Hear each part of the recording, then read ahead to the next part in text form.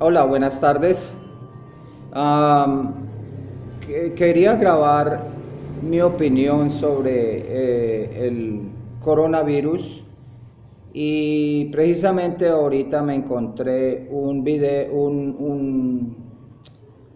una nota aquí en la web, un artículo que quiero compartir con ustedes, así que lo voy a leer, pero por ahora les pido que por favor no sigamos compartiendo falsa información, desinformación, que lo único que está trayendo es pánico en la gente y el mundo y no calculan siquiera las consecuencias de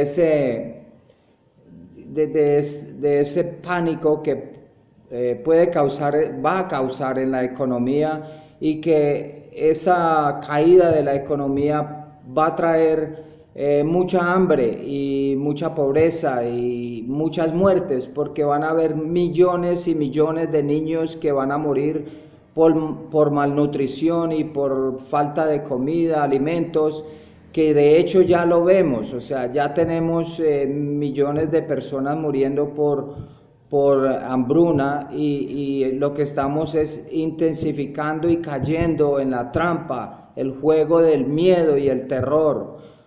El artículo se llama "No es un virus, es una guerra fría, consecuencia de la gran recesión".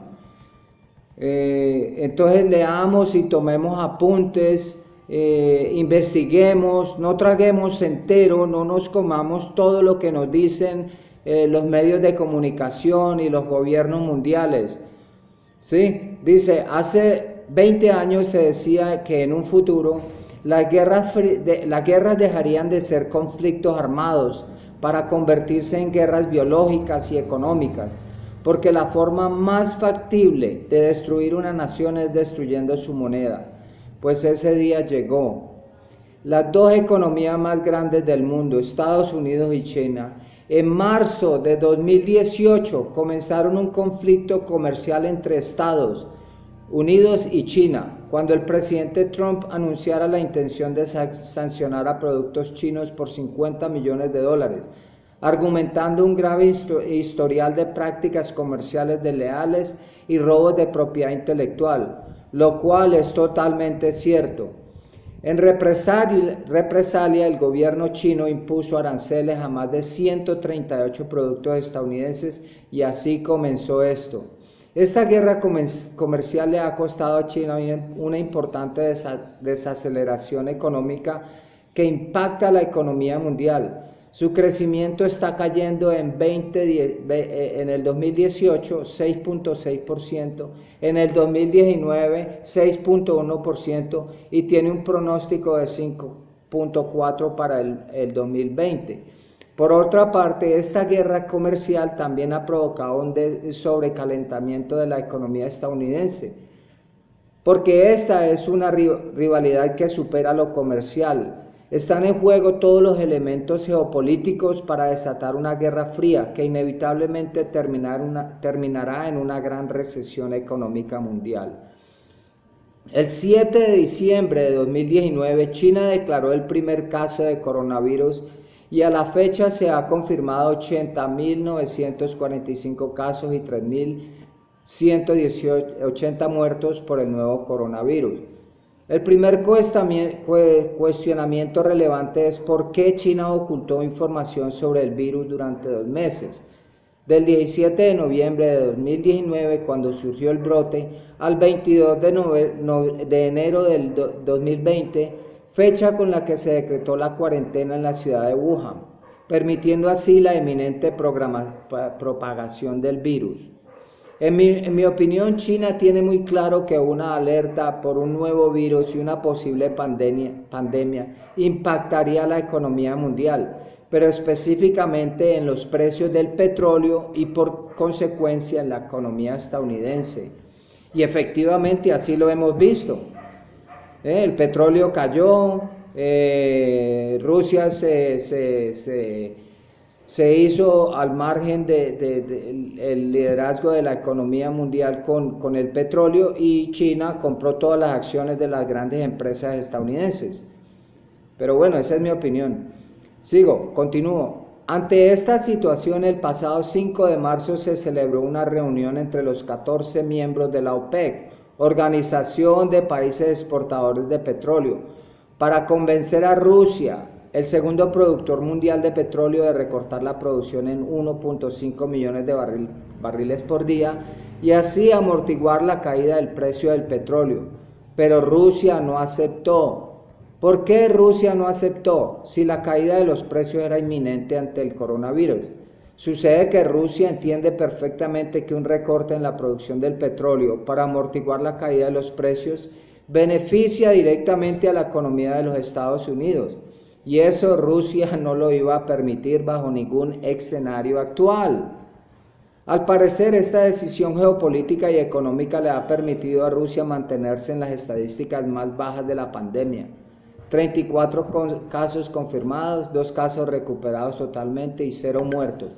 Y eso que tiene bordes con China, o sea, está enseguida.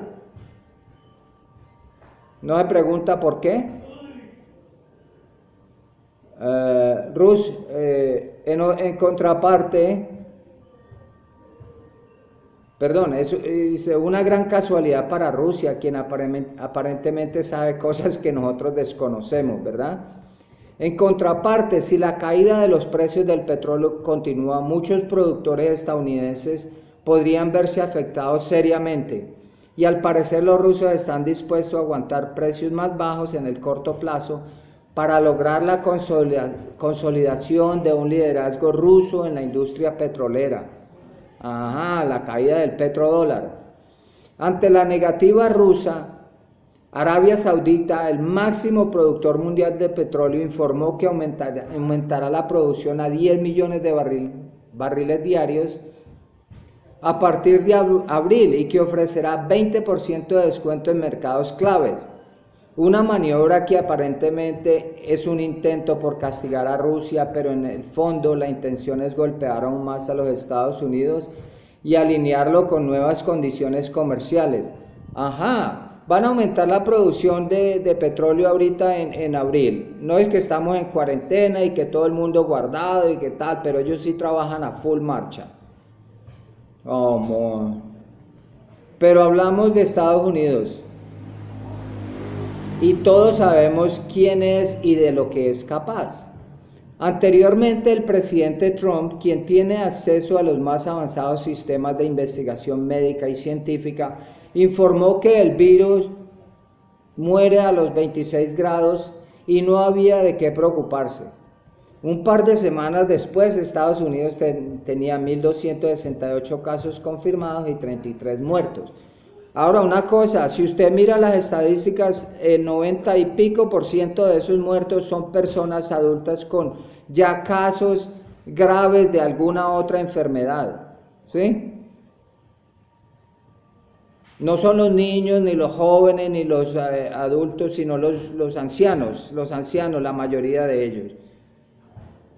En mi opinión, las cifras son falsas, y lo que realmente sucedió es que el presidente Trump simplemente decidió subirse al tren de la pandemia como el pretexto perfecto para cerrarle todas las fronteras a China, y lo logró.